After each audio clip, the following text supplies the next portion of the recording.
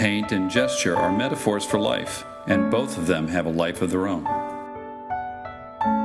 When I first met the artist Dale Roberts in 2010 at a show of his encaustic paintings at Philadelphia's Rosenfeld Gallery, I realized that there was something very special about this kind and talented man. In my opinion, no one in the Philadelphia region paints better than Dale, and he's one of the nicest people I've ever known. My name is Dale Roberts. I'm painting in Encaustic primarily. I'm from upstate New York, a little town called Waterville. My wife and two boys and I live in Norristown, Pennsylvania, and most of these paintings generate from either Philadelphia or upstate New York, and on some occasion, like the one behind me, from Monhegan Island in Maine. For this film, Dale shared with me all the aspects of his life and art career. I got to see and film lots of his work and watch him demonstrate his awesome technique with the wax-based encaustic medium. He also explained how his values, love of family, and faith guide him through life. And my philosophy of art and life can be summed up as follows. Life is precious, it's unpredictable, and it's fleeting. Art, meanwhile, is also precious, it's unpredictable, but it's continuous and it goes on and on. There have been many books written about the subject, but for me it boils down to those few things. That certainly makes what I do have purpose and meaning. I adhere to the Christian faith, and I certainly believe that it affects my art in a very deep and meaningful way. I believe we have purpose, and everyone has gifts they were given to meet that purpose. I endeavor to use my gifts well, and work done in that spirit is good work, and it's worthy work. It is ultimately made for the audience of one, namely God.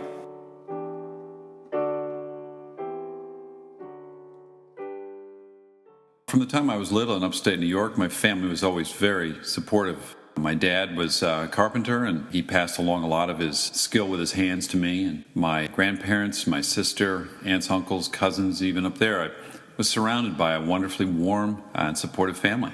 And they helped prepare me along the way as I began this journey of art. The idea of balancing art and family life is a very difficult problem. And I think I first addressed it when I was young, realizing that I was the sort of person that needed to be married and wanted to have a family. And I also wanted to make art, and I didn't want to starve. Ultimately, that led me to think that art is a long process. I'll take my time and do it well, continue to soldier on as long as it takes. Back in 2010, Lisa made a claim about Dale's oratorical skills that gave me a stiff bout of husbandly jealousy. He impresses me all the time. I could sit there and listen to him talk, and it's been 24 years, and I can still enjoy hearing him speak about his work. And could you still listen to Dale talk pretty much endlessly? Or has that gotten a little old since the last show? No, it's been 28 years. We just celebrated our anniversary. I was going to say congratulations, but I meant Thank you. Congratulations to Dale. 3 years ago, we spent our anniversary right? Yeah, Remember that? Yes, Yeah. yes. Yeah. That was fun. So I spent a lot of time in the studio. Yes, you do. Yeah. And you are a great scones woman. Thank you. I'm glad you enjoyed. Oh, incredibly good. Good. Good. It's given me a great deal of patience to be able to make work when I can, and I've found that the balance has come when I am sure that I am present in each one of the areas that I'm involved in. If I'm painting, I'm there, I'm all in. If I'm at home with family, I'm not thinking about painting. And if I'm at work, I'm doing the work I'm supposed to be doing. And in each case, I try to do it well. That certainly does help me to be present. The balance will sometimes fall a little to one or the other, depending on the pressures and stresses, as it will with anybody. No life is perfect, but when everything is in sync, the paintings seem to flow more readily, and then I become more engrossed in the problems of each one.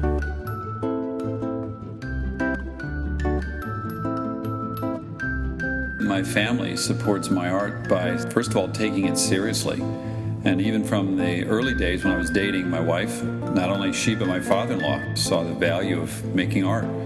Funny story, my father-in-law said, if it doesn't work out with you and Dale, I'd like to keep track of him. I like his work. And I think that spirit carries on even today. My name is Peter Bergman, and I'm associated with Dale because I do all his framings. In a little way, I feel like I'm part of this art show.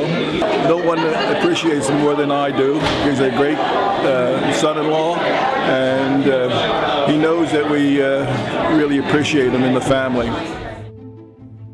Lisa supports me emotionally and spiritually, and she'll come into the studio and will often read poetry to me, read an entire book while I'm preparing for a show. Just recently, she read the entire Diary of Anne Frank since we were heading off to Amsterdam, and finished the end of the book while we were sitting in our rooms in Amsterdam.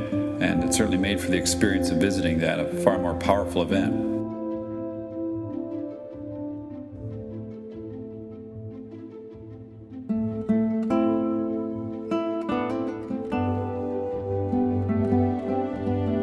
I also get support from my son Ben. He loves to come and to talk to me while I'm working. When he was younger, he would pose, often with the bribing of a candy bar, but nevertheless, he was good about it. All right, how did you almost kill your brother? What happened? You pushed him into the traffic? I think he was like 11. This is a pretty big hill. This right here is our street. Like, we live right down here. And a big oil truck was coming across. We were sledding down the hill. And Josh missed that thing by like a couple feet. So it was pretty close. I'd have been in a lot of trouble. But I got like 4 years on him, so I'm responsible. It was close. And my son Josh, who's a musician and a technical whiz, loves to come in and watch me work, and he's very helpful with all the tech needs that I might have, helping build the website, or some of the camera work I need to have done while I'm painting. Any number of things he's really fine at. Sometimes he'll come and play his music for me while I'm working, and when I have him doing that and Lisa singing in the room, it's hard to get any better.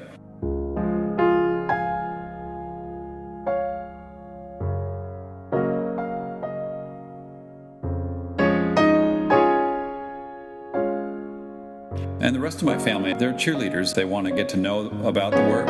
They're faithful in coming to shows. Very, very blessed to have the family that I'm in. They would give anything to make sure that all of your needs are met.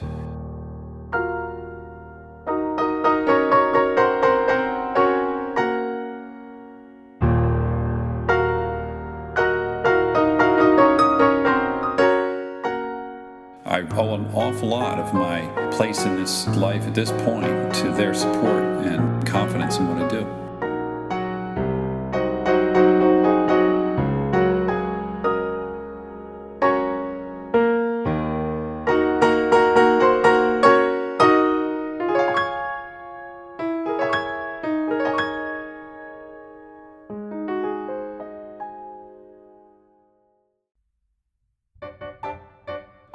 Dale started college at Rochester Institute of Technology, but at the suggestion of Professor Bruce Sodervik, eventually transferred to Tyler School of Art, where he studied painting with some wonderful artists like Charles Schmidt, Susan Moore, and Stanley Whitney. But there was one artist there who was destined to become more than a teacher. In Roger Anliker, Dale found his artistic father. He taught that there was a right way to do a thing, and that the artist should know it and do it. That appealed to my sensibilities, I suppose, from my upbringing in upstate New York, where you learned a lot of skills just to make sure that you survived things, and that you learned that there was a right way to do something. And if you didn't do it the right way, the consequences were often pretty grave.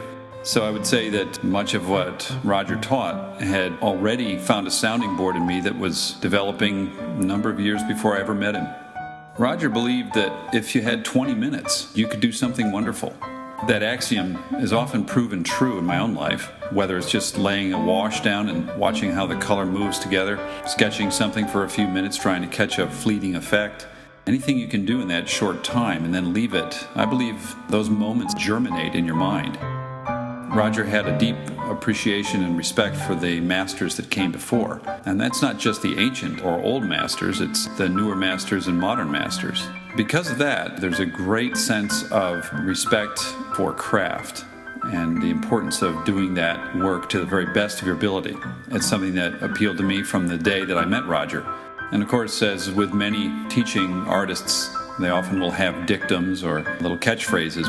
He would tell us, the first million are practice. And then he would just let that sink in. Well, it certainly did sink in with me, and I owe an awful lot to him, his teaching. And now that Dale has been a professional painter for decades, he has relationships with some of the top representational artists in the region, like Randall Exon and Michael Bartman. And he is particularly close to one painter who teaches at the Pennsylvania Academy. Scott Knoll, someone I've known since Tyler days. I've looked to as a mentor, guide, as a fellow painter, someone passionately interested in painting from life. Like Scott Knoll, Dale also works from observation, but most of the time, rather than painting directly from the motif, he makes drawings to capture the information his studio work requires. I asked Dale, why does he use drawings and direct observation instead of photography to get information for his paintings? He replied, I will wait in front of the subject until the most important aspects present themselves. Often, I will move my location several times to better understand the subject at hand. That's not possible with a static photograph. I firmly believe that the time spent in front of my subject informs my memory to the point where I am free to experiment and allow the image to find itself amid the vicissitudes of the paint. He let me look through his sketchbooks as he talked about what drawing means to him.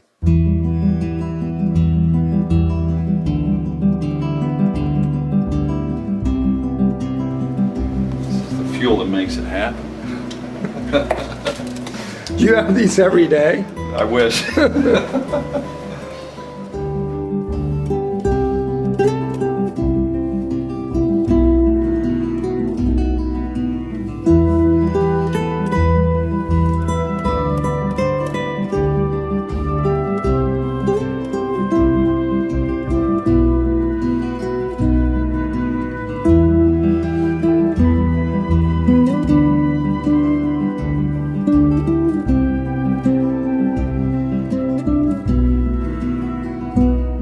There's a lot of different methods going on in the drawings themselves. That's been something I've fostered for a long time.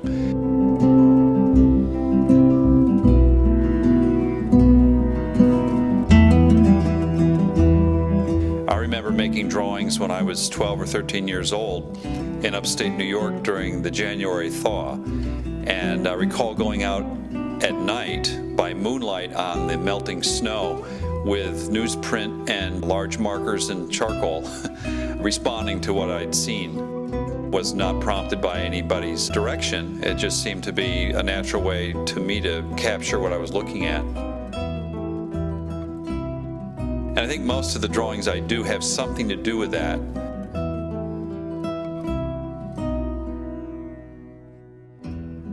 There's an inherent limitation in drawing that you look to transcend. So for me, it's often in the way I'm drawing.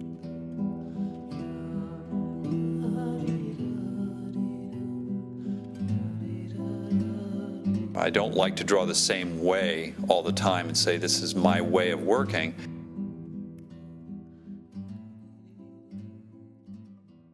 Rather, I'd like to have a way of working that is so varied that it's an honest response to the objects, the person, the situation, the emotion I want to carry.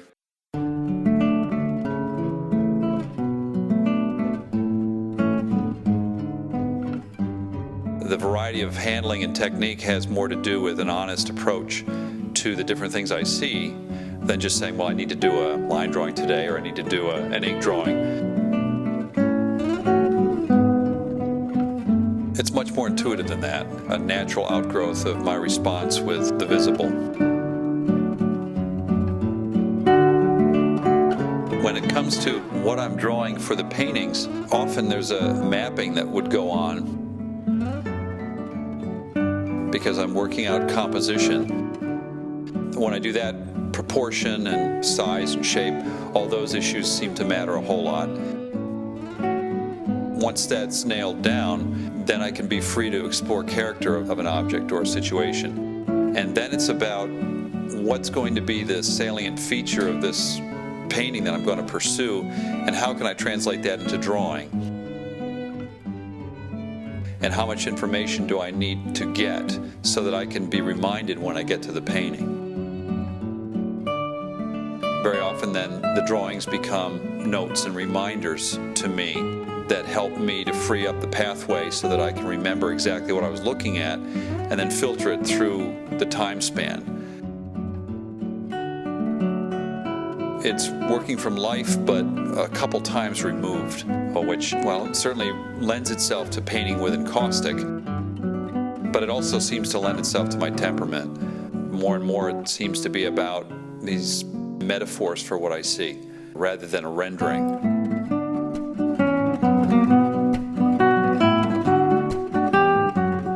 By doing it that way, there's a little bit more of an emotional response, and it creeps in almost in spite of itself.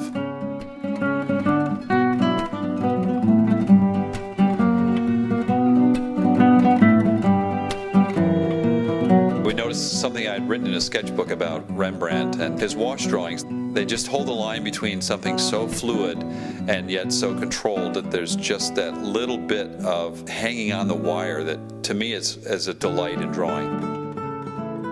When it's almost gone, but at the last minute it pulls back.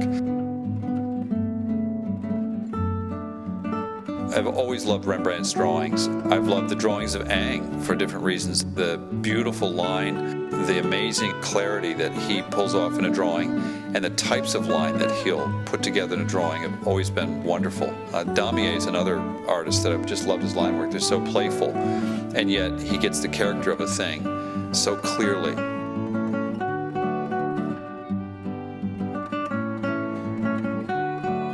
Degas certainly as a draftsman is almost unparalleled. Everything from the finest line to the toughest, he's got it all. To me, you need to have that full range.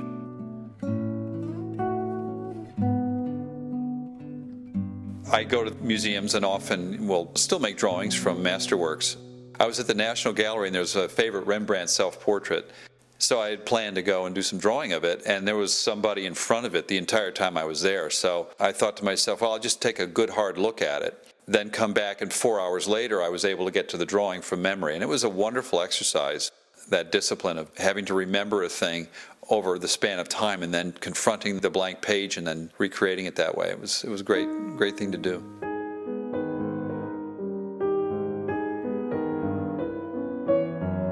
Certain subjects, I think, lend themselves to organizing the spaces and the inner spaces in a kind of shorthand.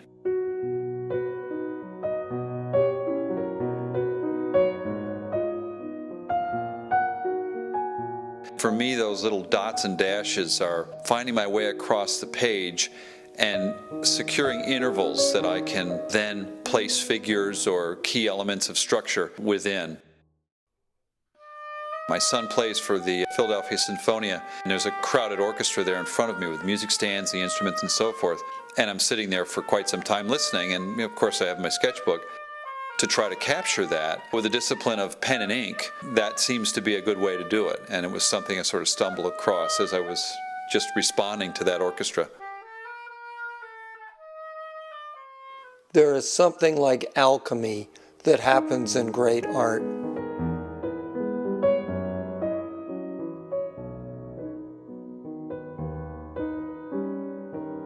The physical substance of art materials is transmuted into visually perceived emotion.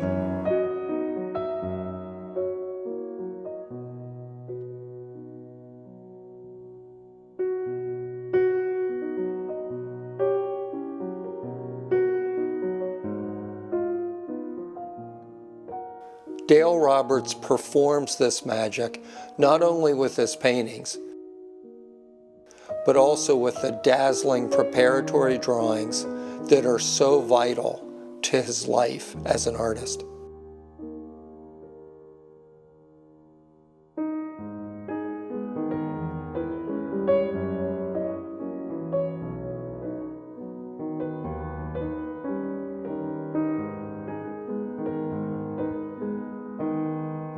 One of the most fascinating experiences I've had as a documenter of artists occurred when I got the chance to watch Dale demonstrate his encaustic process. Encaustic is a very physical kind of paint. You can build up an appreciable thickness in a relatively short time. It's just endlessly unusual the way the paint interacts with what's come before. Today I was working on a rather large encaustic 4x4 feet. The subject is a facade of a building which happens to be quite near the gallery on Arch Street. It's arches and geometry, and yet the subject is going to essentially be the flaking and crumbling paint on that surface. I had made drawings of the structure itself, very architectural sorts of drawings.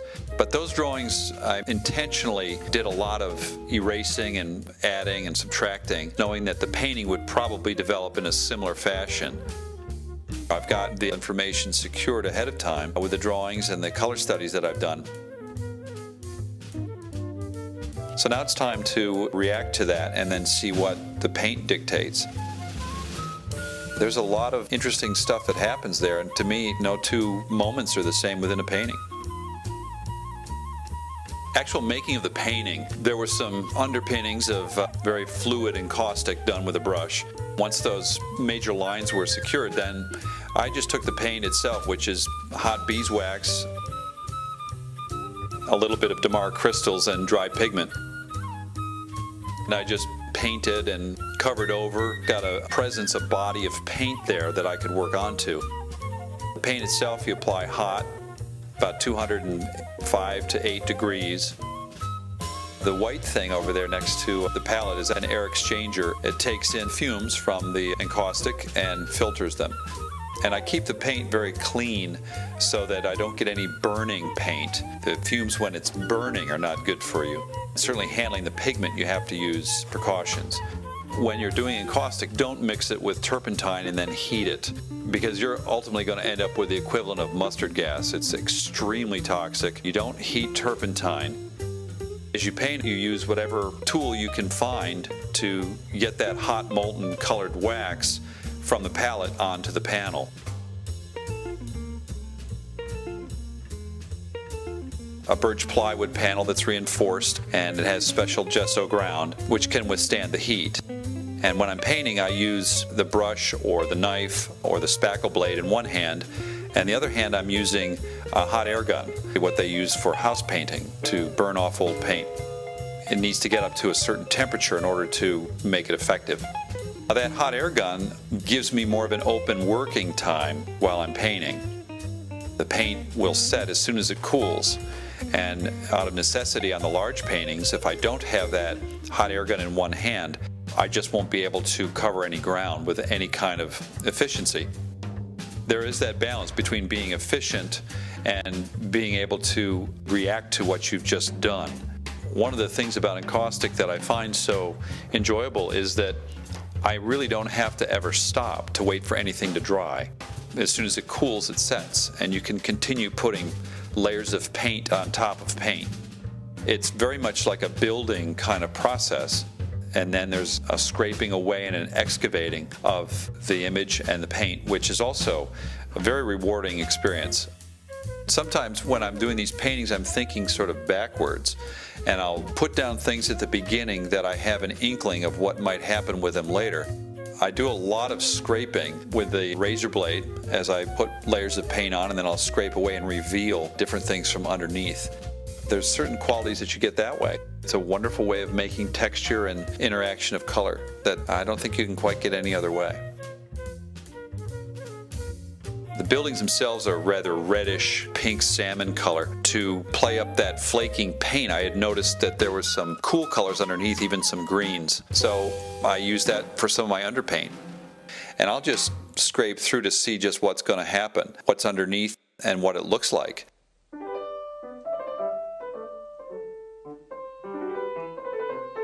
after each stage, you have to lie the painting horizontally and then pass the heat gun over it to burn in the layer that you've just completed with the layers that have come before. It sort of bonds the layers together. When you do that, you get some wonderful qualities from the heat interacting with the paint itself. Different pigments melt at different temperatures and they act differently. So you get these unexpected blooms of color and mixings that you didn't count on, but that you can react to once they're there. And you have the option of either saving them or obliterating them or somehow making them work for you. Finally, when the painting is all burned in and everything is set and secure and cooled, then you take a soft cotton cloth and you fold it into a pad. You use a circular motion and a fair amount of pressure. You buff the painting up. What happens is the wax becomes more translucent and it buffs up to a beautiful shine. You can see through the layers at that point and you really get the true beauty of the encaustic, that luminescent quality that comes from underneath. I grew up among a family of builders, folks that worked with their hands. To me, my drawing and painting are very much entwined with that kind of thing, where you're developing a skill, you're working at it, and you're continually reacting to the physical material. So ultimately, I do these paintings just to see how they're going to turn out.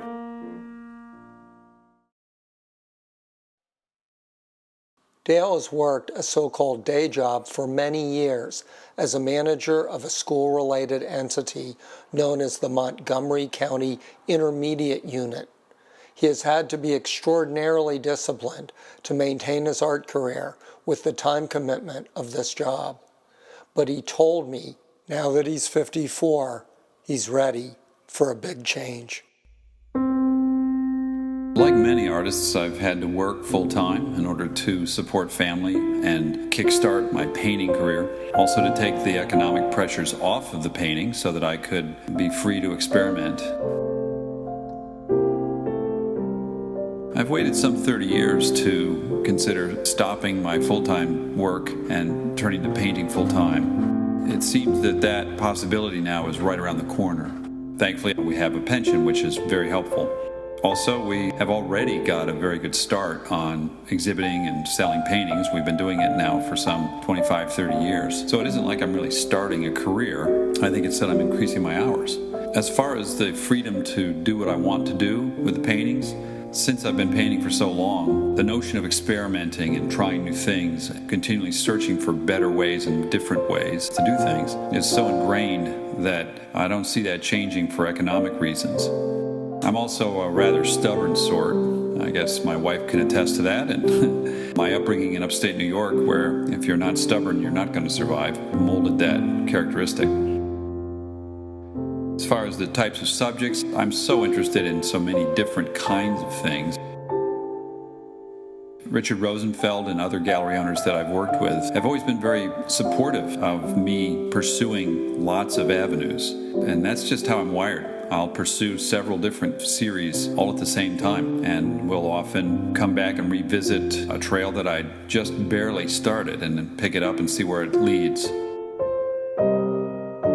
Having multiple directions adds to the richness of paintings that I'm able to do. It just makes it interesting to do and a joyful experience all the way around. Leaving the full-time job, sure, there's going to be economic issues that will come up, but the supportive family and my own discipline and the amount of response that I've gotten from the work, I think makes me very hopeful that the future's bright. I'm very excited to give it a go. I, for one, will sure be rooting for the Roberts family in this new phase of their life. I get such pleasure looking at Dale's work. Its beauties unfold on many levels. It nourishes my heart, my soul, and my mind.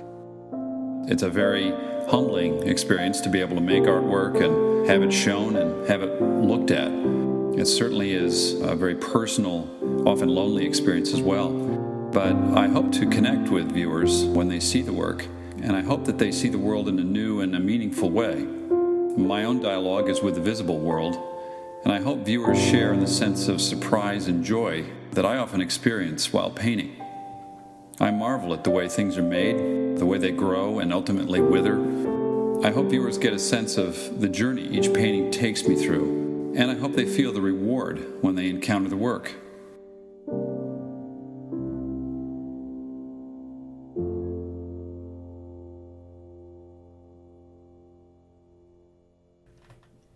Hurdy-gurdy, sample melody, I don't know.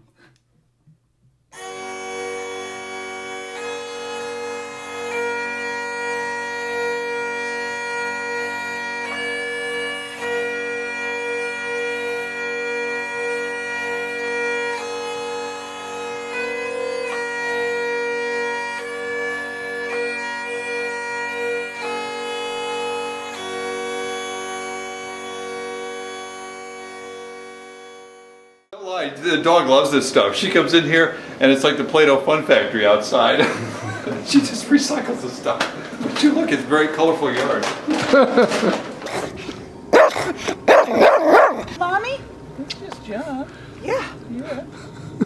Floppy ears. Okay. Nothing like animals to increase the viewership. Yeah.